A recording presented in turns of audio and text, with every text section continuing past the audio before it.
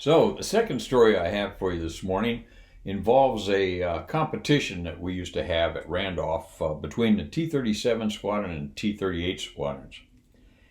Every Thursday at 4:30, they would hold retreat in front of base headquarters, in front of the Taj Mahal.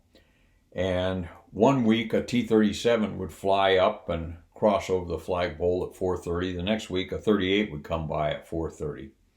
Well, somebody came up with the idea of why don't we time these guys as they cross by the flagpole and keep track of that time for the month, and then the one squadron that was off the most for the designated time to cross would buy the beer. Hey, that works. That sounds like a great idea. So we would have a 38 IP and a 37 IP standing adjacent to the flagpole to record these times. And like I said, one week a 38 would come by, and next week a 37 would come by. And I don't know how long this competition ran for, but I do know the day that it came to an end. It was the 38 Squadron's time to provide the flyover. And the guy that was programmed to do the flyover had an airplane crump on him on his way out for his normal mission.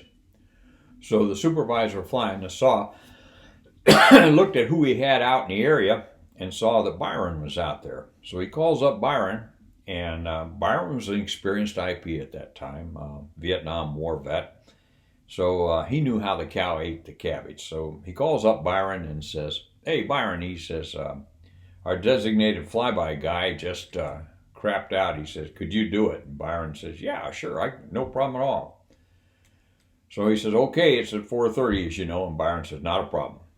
So he signed off, went back to work with the student, and got a little bit involved in it and lost a little bit track of time until all of a sudden he remembered, "Oh, wait a minute, I got to do the flyby." So he looked at his watch and said, 4:30 is going to be tight, but I can make it. So he dropped out of the area, canceled IFR, lit the burners, and headed north of the field over the Texas Hill Country. He gets up there, and he's still working the time, and he says, "Yep, I can make it." So he bends it around and starts heading it back toward Randolph. Comes across Universal City, across the front gate, and he's going the speed of heat as he crosses over the flagpole. But he hits it in respectable time. I think when, if I remember right, Byron said he was doing somewhere around 500 knots at that time.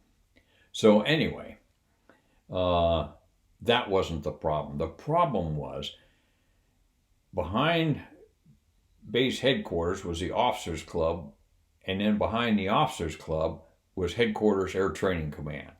That's where the problem was.